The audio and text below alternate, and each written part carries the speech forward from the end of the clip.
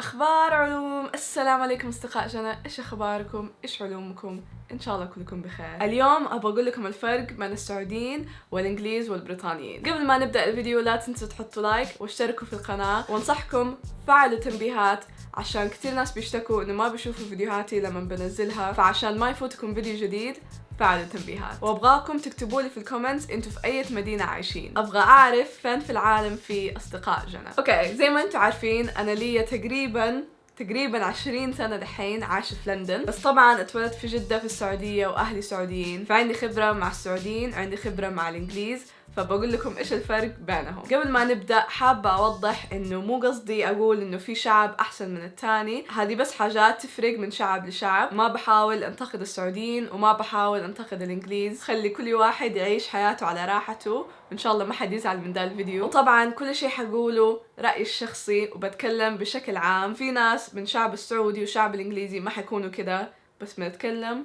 بصفة عامة. أول شيء في العائلة الإنجليزية لما الطفل يكبر يصير عمره 18 سنة بالنسبة لهم خلاص كبر يصير adult. لازم يختار من الاثنين، يا يروح الجامعة يا يلاقي وظيفة ويشتغل. ولو قرر يشتغل بدل ما يروح الجامعة ما يقدر بس يعيش في بيت أمه وأبوه ببلاش واخذ راحته. معظم العوائل في بريطانيا حتقول لك جيب فلوس الايجار حبيبي الايجار حقك، حقت غرفتك والاكل والشرب والفواتير. فالغالب اللي يصير ان الواحد يصير عمره 18 سنة يا يتوظف يا يروح الجامعة، في اي حالة يخرج من بيت اهله. وترى ما فرقت لو ولد ولا بنت، كل واحد يتعامل بنفس دي الطريقة. طبعا هذا الشيء عندنا في السعودية مرة مستحيل، يعني انا اعترف اني انا شوية مدلعة صراحة. طبعا في بعض الشباب في السعودية مدلعين بطريقة اوفر، انا بالنسبة لي ده شيء شوي مضر. في رأيي الشخصي الواحد لازم يتعلم قيمة الفلوس قبل ما احد يديله سيارة ب200,000 ريال بس كده هدية بدون ما يسوي اي شيء، حتى لو درجاته سيئة، حتى لو فاشل في الجامعة، حتى لو يعني ما في له مشكلة الدلع، بس انه يكون شوية كده ما يكون مرة. وطبعا معظم السعوديين يقعدوا في بيت اهلهم لين ما يتزوجوا، ولو ما تزوجوا يقعدوا في بيت اهلهم للأبد. تاني فرق انه الانجليز ما يتصلوا ولا يشوفوا ولا يتجمعوا مع اهلهم بنفس الطريقة اللي احنا نتجمع مع اهلنا. يعني لما انا كنت ازور السعودية وانا صغيرة كنا كل يوم جمعة في بيت جدتي الله يرحمها، خالاتي وخيلاني واولادهم كل يوم جمعة كنا نتجمع في بيت جدتي. طبعا هذا الشيء مرة طبيعي في السعودية والبلدان العربية. الانجليز بس يتجمعوا كعائلة في وقت الكريسماس، بشكل عام ما هم مرة قريبين من اجدادهم واولاد خالاتهم وكذا. في كثير ناس ممكن يتصلوا على اهلهم مرة في الشهر، مرتين في الشهر. طبعا أنا عارف ناس في بريطانيا مرة قريبين من أهلهم ودائما يشوفوهم، دائما يزوروهم، دائما يكلموهم، بس بشكل عام هذا الوضع. ثالث فرق إنه العوائل الإنجليزية أصغر بكثير من العوائل السعودية. مثلا من كل الإنجليز اللي أعرفهم ما تلاقوا أحد عنده أكتر من يا أخو يا أخت، هم أكتر شيء يجوكم 2. أفتكر زمان لما جدتي الله يرحمها كانت بتتعالج في مستشفى في لندن، أظن كان صيف، فكانوا في كثير من قرايبي بيزورونا في لندن، والنيرس الإنجليزية طبعا انفجعت وقالت اوه كم حفيد عندك. وخالتي عشان ما كانت تبغانا ننحسد كذبت عليها قالت لها 10، والناس انفجعت وقالت واو مرة كتير وحظك انهم جو زاروكي. لو عرفت انه احنا 31 حفيد ايش كانت حتسوي؟ ما شاء الله تبارك الله. رابع شيء انه الانجليز مرة يموتوا في الشغل، يعني يعشقوا انهم يشتغلوا ويتوظفوا، يبذلوا مجهود في الشغل من 9 ل6 ولا 9 ل5 كل يوم الين ما يوصلوا سن التقاعد. وسن التقاعد كل سنة بيزيد عشان كل سنة يبغوا يشتغلوا زيادة. باللغة الإنجليزية في مصطلح I live to work or I work to live، يعني هل أنا أشتغل عشان أقدر أعيش ولا أعيش عشان أقدر أشتغل. وكثير من الإنجليز يعيشوا عشان يقدروا يشتغلوا. طبعا ثقافة الإنجليز وحتى ثقافة الأمريكان والأوروبيين الواحد لازم مرة يحب شغله، لازم يكون بيشتغل الشيء اللي هو مرة يحبه وفنان فيه وينبسط هو بيسويه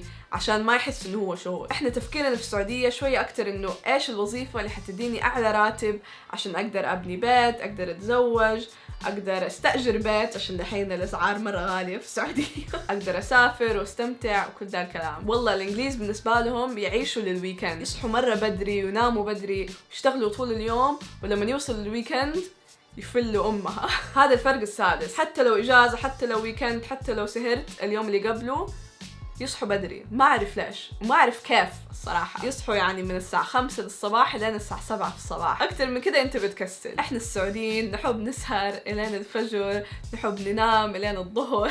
أوه دقيقة، ما قلت الفرق الخامس. الفرق الخامس إنه الإنجليز مرة يكرهوا إنه يتأخر، ويكرهوا لما أحد يتأخر عليهم. كل يوم في الصبح بأجري من البيت، بأجري من المحطة عشان أوصل الشغل الساعة 9، وكل الإنجليز في المكتب جالسين مرتاحين، سووا الشاهي، أكلوا فطورهم وبدأوا يشتغلوا، وأنا لسه عدوي بفك الجاكيت. يعني إحنا بثقافتنا لو واحد قال لك تعالي بعد المغرب قصده تعالي بعد العشاء، شيء عادي، شيء طبيعي. مثلا في بريطانيا لو سويت موعد دكتور اسنان لازم تكون عند الدكتور 10 دقائق قبل موعده، لو تأخرت أكثر من 10 دقائق بعد الموعد يروح عليك. في السعودية يجيك هو أصلا ما عنده موعد.